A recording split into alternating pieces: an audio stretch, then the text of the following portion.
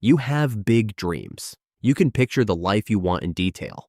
You know where you want to be. You know what you should be doing to get there. And yet, day after day, you don't move. Not in any meaningful way. Not in the way you promised yourself you would. Not in the way that matches how clearly you can see the future you want. You wake up already aware of this contradiction. It's there before you even check your phone, a quiet pressure, a sense that today matters more than you're about to treat it.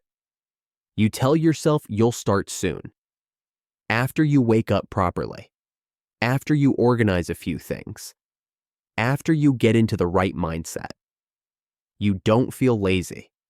You feel blocked, stuck between intention and action without knowing where the disconnect actually is. And the most confusing part is this: you care. If you didn't care, this wouldn't bother you. If you were truly lazy, you wouldn't think about it this much. So when nothing changes, you don't just feel behind. You feel frustrated with yourself, sometimes disappointed, sometimes quietly ashamed. You start wondering what's wrong with you. Nothing is wrong with you. What you're experiencing is not a lack of ambition. It's not a lack of intelligence. It's not a lack of potential. It's a pattern. And it's a pattern that forms very easily in people who think deeply, aim high, and expect a lot from themselves. You're not broken. You're human. Most days follow a version of the same loop. You wake up with decent intentions. You don't necessarily feel motivated, but you feel aware. You know what matters. You know what would move your life forward. But the moment you think about starting, there's a subtle resistance. Not panic, not fear in a dramatic sense. Just a slight heaviness. So you delay. You check something small. You distract yourself just for a minute. You tell yourself you're warming up. Time passes faster than you expect it to. It always does. You come back to the task later, but now it feels bigger. More loaded, more serious. So you delay again. As the day goes on, the window for starting feels like it's closing. Your energy drops. Your focus scatters. By the evening, the discomfort shifts. It's no longer about starting. It's about regret. You replay what you didn't do. You tell yourself you wasted another day. You promise that tomorrow will be different.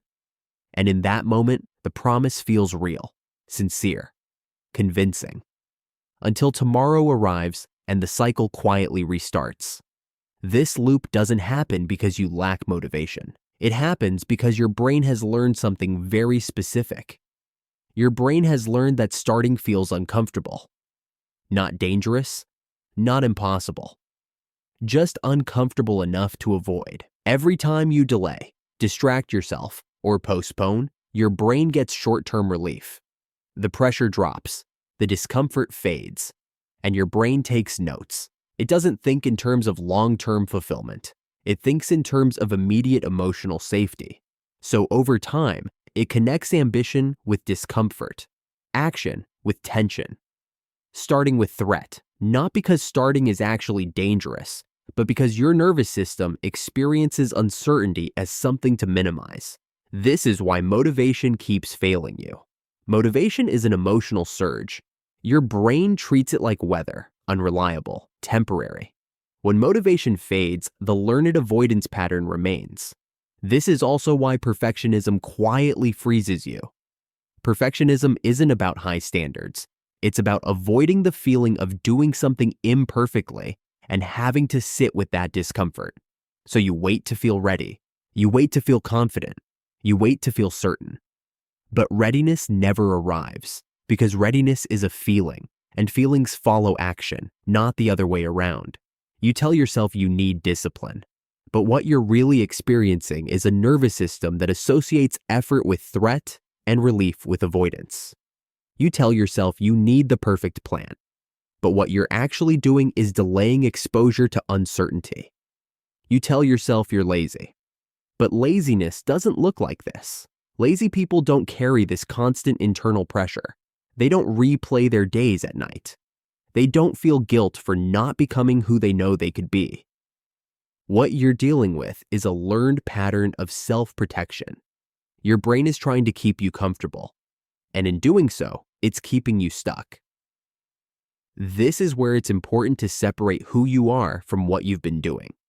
You are not your avoidance. You are not your procrastination. You are not the gap between your potential and your current behavior. Those are patterns, and patterns can change, but only when they're seen clearly. Change doesn't begin with intensity. It doesn't begin with motivation. It doesn't begin with a dramatic overhaul of your life. That approach fails because it triggers the same avoidance response you're already stuck in. Real change starts smaller than you want it to. It starts with actions that feel almost underwhelming. Actions that don't require confidence. Actions that don't demand belief. Actions that your nervous system doesn't register as a threat.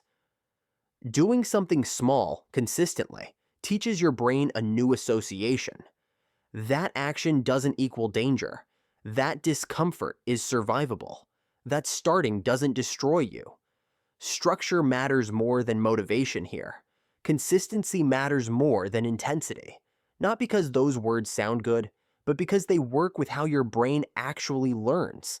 And this is where responsibility comes back into the picture. Not the harsh kind, not the self-punishing kind, the quiet kind, the kind that acknowledges this pattern exists. I didn't choose it consciously, but I am the one who has to interrupt it. No one is coming to rescue you from this cycle. And they don't need to. You don't need fixing. You need awareness and repetition. You are not behind because you lack potential. You're behind because your brain learned to prioritize comfort over growth.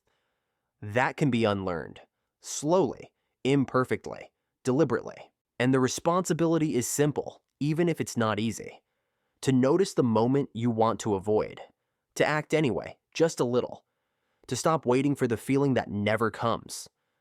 You're not broken. You're not hopeless.